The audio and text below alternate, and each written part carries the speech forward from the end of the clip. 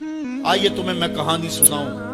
آقا کریم علیہ السلام جا رہے تھے عیدگاہ کو، راستے کے اندر ایک یتیم کھڑا تھا اور آقا کریم نے کہا کہ بیٹے آج تم یہاں کھڑے ہو، کہا فلاں غزوے میں میرا باپ شہید ہو گیا تھا، میری ماں کا سایہ بھی میرے سر پہ نہیں ہے، لوگ اپنے گھروں میں ہیں، میں کس دہلیز پہ جاؤں؟ اچھا انتظار ہو رہا ہے عیدگاہ میں، حضور نے یتیم کو سینے سے لگایا، گھر لے گئے اور سیدہ فاطمہ سے کہا کہ جس طرح کا لباس حسنین کو پہنایا ہے اس کو بھی پہناؤ۔ اللہ اکبر، اور اس کو کھانا کھلایا اور سب کچھ اس کی تکریم کرنے کے بعد حضور نے پھر جو ہے وہ اس کو عزت دینے کے لیے، اس کی تکریم دینے کے لیے حضور علیہ السلام نے اس کو فرمایا اما تردا ان محمدن ابوکا، بیٹے کیا تو پسند نہیں کرتا کہ محمد تیرا باپ لگے؟ وہ عائشہ تا امو کا، اور عائشہ تیری ماں لگے، وہ فاطمہ بنت محمد اختوں کا، اور فاطمہ تیری باجی لگے۔ اس نے کہا یہ اعزاز مل جائے تو مجھے اور کیا چاہیے؟ تو کہا آج کے بعد یہ رشتے تیرے ہوئے۔ ایک انگلی سے حضور نے حسنین کو تھاما ہوا ہے اور دوسری انگلی سے اس یتیم بچے کو تھاما ہوا ہے۔ جب حضور عیدگاہ کی طرف بڑھ رہے ہیں تو اور بچے بھی اپنے ماں باپ کے ساتھ جا رہے ہیں، وہ بچہ زبان حال سے کہتا ہے تھا تو یتیم، آج یتیمی کا مزہ ہی نہیں آ گیا ہے کہ حضور کی انگلی تھام کے جا رہا۔ تو یتیم کی تکریم کا مسئلہ ہے، اس کو عزت نفس دینے کا مسئلہ ہے۔ یتیم کو لوگوں کے اندر کھڑا کر کے اس کو اعزاز دیتے ہو، وہ اعزاز نہیں ہے، وہ رسوائی ہے۔ مجھے ایک سال قبل ایک ایسی تقریب میں لوگ کھینچ کر کے لے گئے جہاں وہ آج کل اجتماعی شادیوں کا رواج ہے، تو میں بڑی معذرت کی، میرے لیے مشکل ہوگا کیونکہ مجھے اندازہ تھا اس تقریب کا، لیکن میں کبھی گیا نہیں تھا پہلے۔ تو میں جب اس تقریب میں پہنچا تو یقین جانے کہ 2 دن تک جو ہے وہ میں بے چین رہا ہوں۔ میں کہتا ہوں غریب سے غریب آدمی ہوتا ہے نا، اس کو معاشرے میں پروٹوکول اعزاز نہ بھی ملے تو شادی والے دن تو مہمان خصوصی وہی ہوتا ہے نا، اس دن تو سارے اس کے چہرے کو ہی دیکھتے ہیں، لیکن ان دولوں کو بھی جو ہے وہ لائن پہ بٹھایا ہوا تھا اور اوپر مہمان خصوصی کوئی اور بیٹھے تھے۔ میں نے کہا یہ بیچارے مسکین آج بھی مہمان خصوصی نہیں ہے، آج ان کی زندگی کا اہم دن ہے اور آج بھی اتنے لوگوں کے سامنے اشتہار لگایا جا رہا ہے یہ غریب لوگ ہیں، اور دلہنوں کا بھی اشتہار لگایا جا رہا ہے یہ غریب بچیاں ہیں، اور پھر کیا ان کے چہرے پہ کوئی مسرت کے آثار تھے اور نہ ان بیٹیوں کے چہرے پہ کوئی مسرت کے آثار تھے؟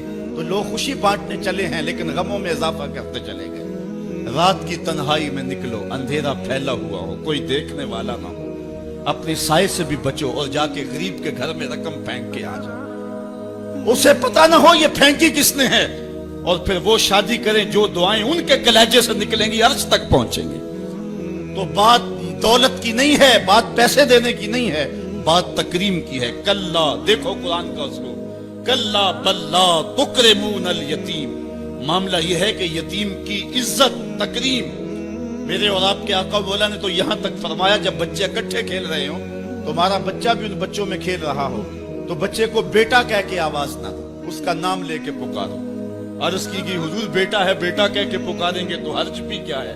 کہا تم نہیں جانتے، ہو سکتا ہے کہ وہاں کوئی یتیم بچہ بھی کھیل رہا ہو، اور جب یہ تم کہو گے تو تڑپ جائے گا، آج میرا باپ ہوتا تو مجھے بیٹا کہہ کے پکارتا، لیکن آج میں محروم ہوں۔ تو کہا مسئلہ یہ ہے کلا بل لا تکرمون الیتیم ولا تحاضون علی طعام المسکین۔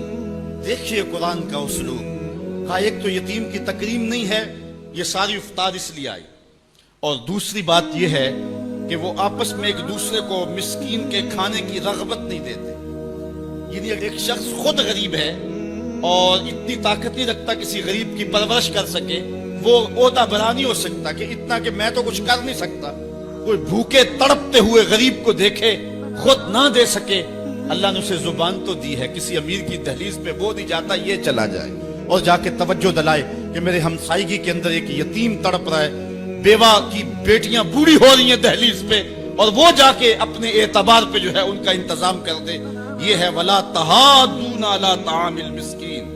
بلکہ رویہ کیا ہے؟ وَتَأْكُلُونَ التُّرَاثَ أَكْلًا لَمًّا، اور میراث کا مال تم ہپ ہپ کر کے کھاتے ہو، تمہیں پرواہ ہی نہیں ہے۔ بیٹیوں کا حق اہل عرب جو ہے وہ غصب کر لیتے تھے اور بیٹیوں کا حق نہیں دیتے تھے۔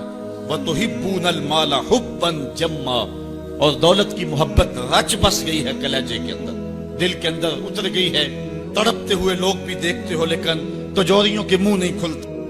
अल्लाह ताला इरशाद फरमाता है, जरा फिर देखिए, कल्ला इज़ा दुक्कतिल अर्दु दक्कन दक्का वजाअ रब्बुका वल मलकु सफ़्फ़न सफ़्फ़ा वजीअ यौमइज़िन बिजहन्नम।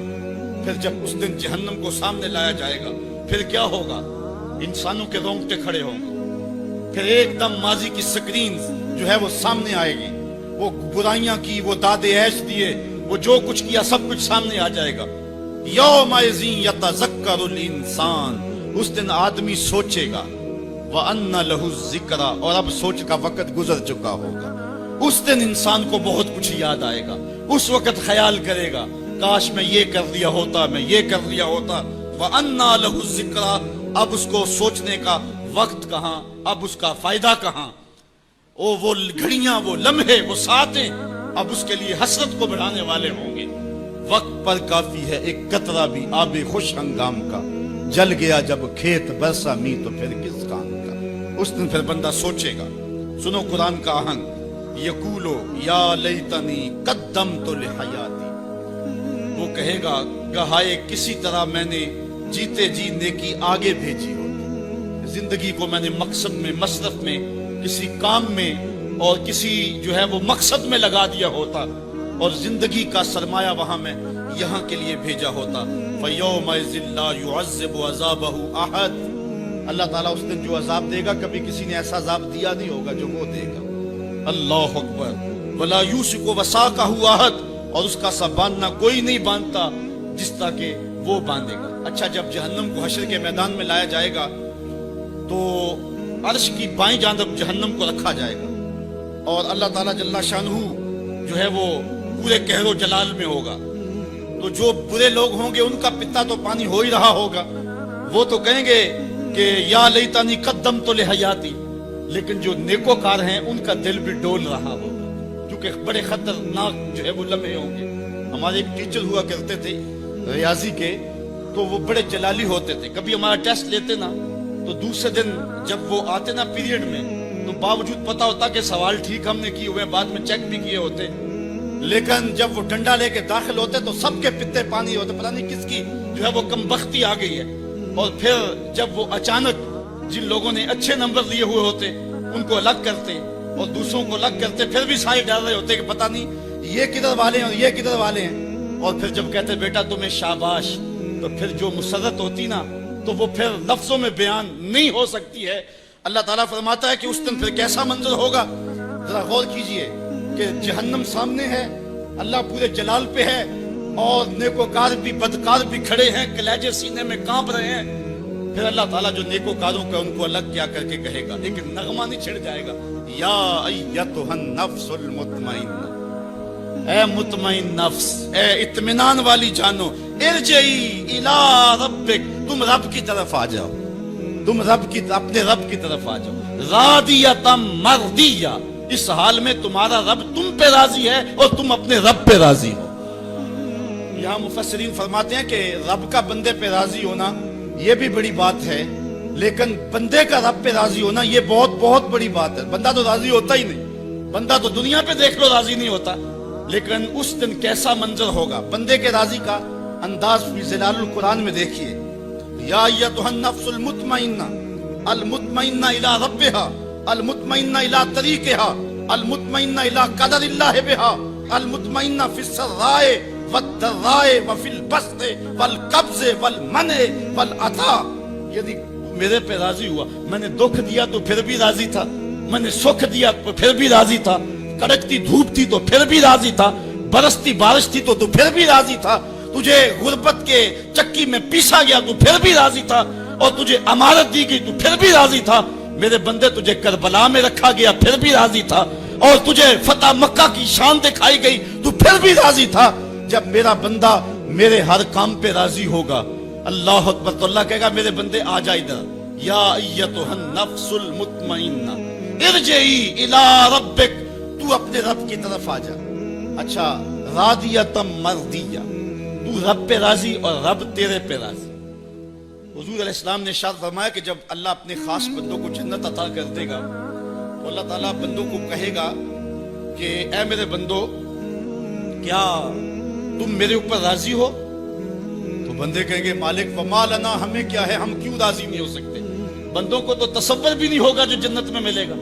ایک بندے کی آرزو ہو کہ اسے 2.5 مرلے کا پلاٹ مل جائے تو اس کو کوئی 50 مربع لاٹ کر دے تو وہ تو خوشی سے پاگل ہو جائے۔ تو بندے کو تو تصور بھی نہیں ہوگا۔ حضور نے ارشاد فرمایا سب سے آخر میں جو شخص جنت میں جائے گا میں اس شخص کو جانتا ہوں، جہنم کے رگڑے سے کہ جب باہر نکلے گا نا تو اللہ تعالیٰ اس کو بلائے گا، کہے گا بندے بتا کیا مانگتا ہے۔ بندے نے زندگی میں کئی منصوبے بنائے ہوتے ہیں کہ یار یہ مل جائے، ساری زندگی میں خواہشیں تو پوری نہیں ہوتی۔ وہ غالب نے کہا تھا ہزاروں خواہشیں ایسی کہ ہر خواہش پہ دم نکلے، بہت نکلے میرے ارمان لیکن پھر بھی کم نکلے۔ وہ جتنی آرزویں کبھی بھی زندگی میں آئی ہوئی ہوں گی وہ کہے گا مالک یہ بھی دے دے، یہ بھی دے دے۔ اللہ کہے گا اللہ کا ما تمنیتا، اچھا جو تو نے مانگا میں نے تجھے سب کچھ دے دیا۔ بندہ تو اس پہ راضی ہوگا۔ اللہ فرماتا یہ تو نے مانگا میں نے دیا نا، اس کے علاوہ جتنی زمین ہے یہ 7 بر اعظموں پر پھیلی، اس سے 10 گنا زمین بھی جنت میں تجھے الاٹ کر دی۔ بندہ کہے گا یا رب اتسخر وانت الملک، مالک تو بادشاہ ہو کے مجھ سے مذاق کر رہا ہے۔ بندے کے تو گمان میں نہیں ہوگا کہ اتنا کچھ ملے گا۔ جب یہ بات حضور نے بیان فرمائی فضحک النبی حتی بدت انیابہ، حضور اتنا مسکرائے کہ حضور کی داڑھیں نظر آنے لگی۔ اس کو تو یہ گمان تھا کہ برابر برابر بھی چھوٹ دوں تو جنت میں کسی دروازے کی چوکیداری بھی مل جائے تو غنیمت ہے۔ اتنی تو دولت جو ہے وہ اوباما کے پاس بھی نہیں ہے، پوری دنیا کے مالیاتی اداروں کے پاس بھی نہیں ہے۔ اتنی حکومت تو کائنات میں کسی حکمران نے نہیں کی ہے جتنا تخت و تاج کا مالک اس سب سے آخری شخص کو بنا دیا جائے گا۔